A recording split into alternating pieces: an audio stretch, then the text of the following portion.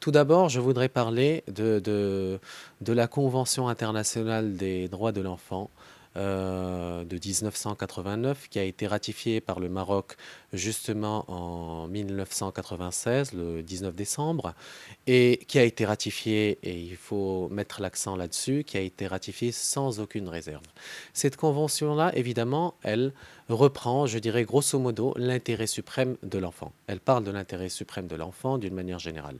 Il est clair également que dans son préambule, elle parle du fait que l'enfant doit grandir dans un environnement sain, un environnement de bonheur, un environnement dans lequel il doit être épanoui pour pouvoir en faire l'homme de demain. Pour pouvoir en faire l'homme de demain, évidemment, qui sera amené à respecter, entre autres,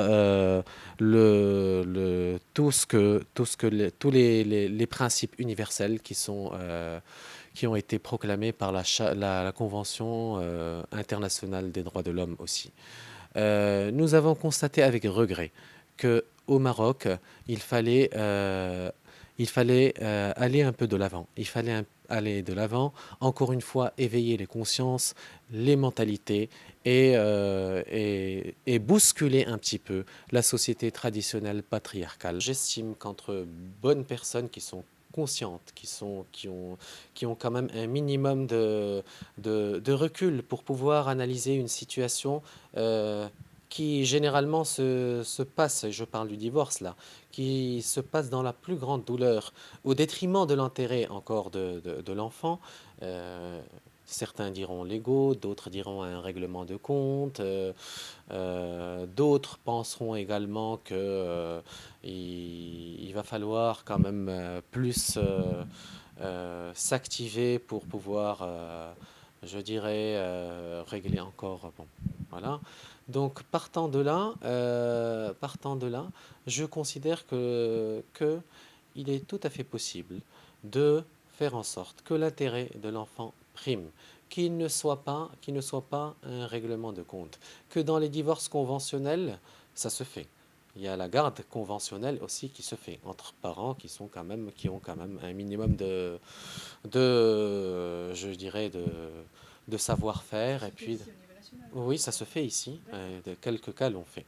Nous souhaiterions évidemment, nous souhaiterions évidemment transposer cela, pardon.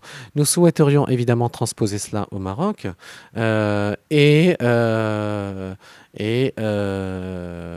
avec toute la participation, je dirais, des membres de l'association, des partenaires de la société civile, des personnes qui veulent quand même moderniser un petit peu le schéma patriarcal, penser encore une fois, et je me répète pour la énième fois, à l'intérêt de l'enfant, et se dire que lors d'une séparation, lors d'un divorce, nous devrions encore une fois, au lieu que ce soit un règlement de compte, et je me répète depuis tout à l'heure par rapport à cela, nous devrions penser à l'intérêt de l'enfant et à notre enfant. Pourquoi, et somme toute d'une manière basique mais logique, pourquoi nous n'essayerons pas plutôt d'adapter cela à notre vie actuelle. Pourquoi n'essayons pas, nous, de transposer un schéma qui est existant dans d'autres pays? Vous me direz par exemple en France. En France, ça a vu le jour en 2002. Maintenant, ça fait quand même 15, 16 ans, peut-être 17 ans que ce schéma est en place.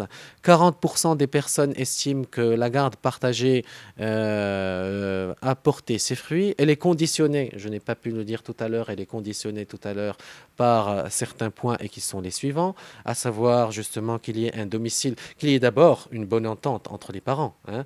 Ensuite qu'il y ait que l'intérêt de l'enfant prime, que le domicile des deux ex-conjoints ne soit pas très loin l'un de l'autre, parce que ça aussi c'est important, qu'il y ait un minimum de confort, qu'on prépare un minimum de confort pour cet enfant-là.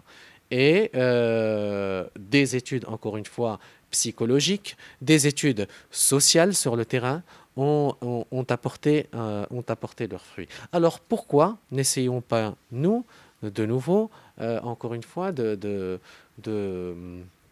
de transposer et de mettre ce schéma-là et de l'appliquer au Maroc. Ne le rendons pas, enfin pourquoi on n'essaie pas de le rendre justement possible et envisageable.